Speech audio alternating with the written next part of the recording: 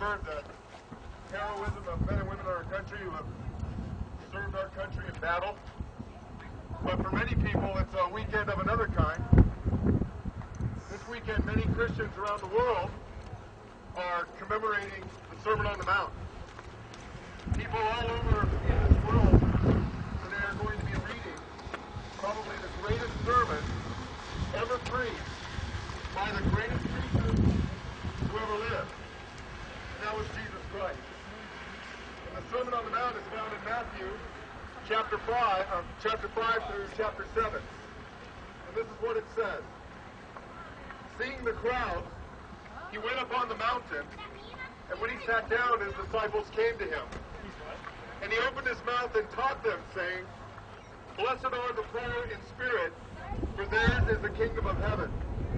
Blessed are those who mourn, for they shall be comforted. Blessed are the meek, for they shall inherit the earth. Blessed are those who hunger and thirst for righteousness, for they shall be satisfied. Blessed are the merciful, for they shall receive mercy. Blessed are the pure in heart, for they shall see God. Blessed are the peacemakers, for they shall be called sons of God. Blessed are those who are persecuted for righteousness' sake, for theirs is the kingdom of heaven. Blessed are you when others revile you and persecute you, and utter all kinds of evil against you falsely on my account. Rejoice and be glad, for your reward is great in heaven, for so they persecuted the prophets who were before you. You are the salt of the earth, but if salt has lost its taste, how shall its saltiness be restored? It is no longer good for anything except to be thrown out and trampled under people's feet. You are the light of the world. A city set on a hill cannot be hidden, nor do people light a lamp and put it under a basket, but on a stand, and it gives light to all in the house.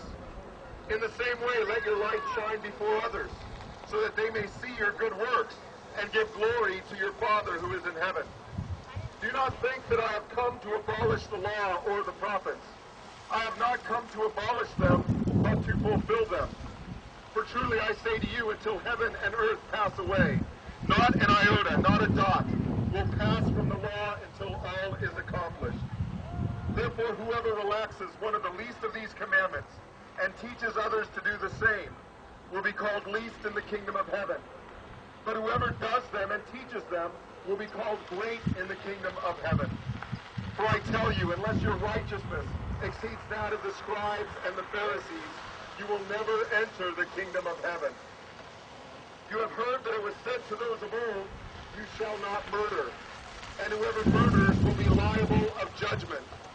But I say to you that everyone who is angry with his brother will be liable to judgment.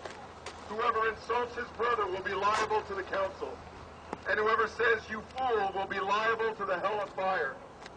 So if you are offering your gift at the altar, and there remember that your brother has something against you, leave your gift there before the altar and go.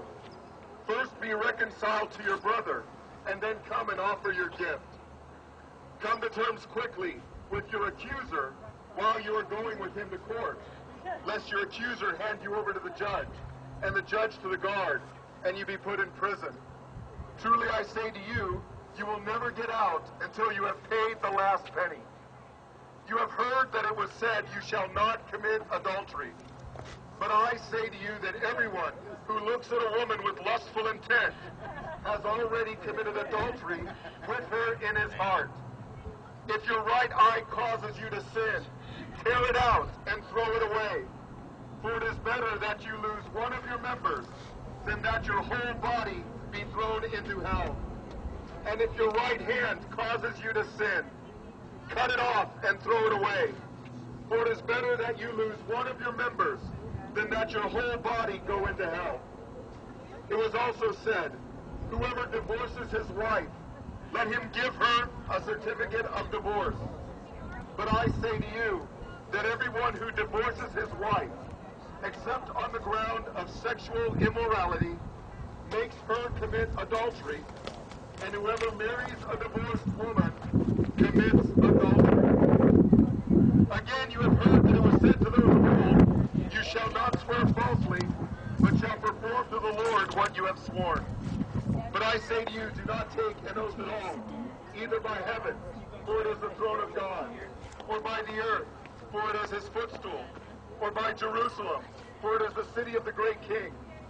And do not take an oath by your head, for you cannot make one hair white or black. Let what you say be simply yes or no. Anything more than this comes from evil. You have heard that it was said, an eye for an eye and a tooth for a tooth.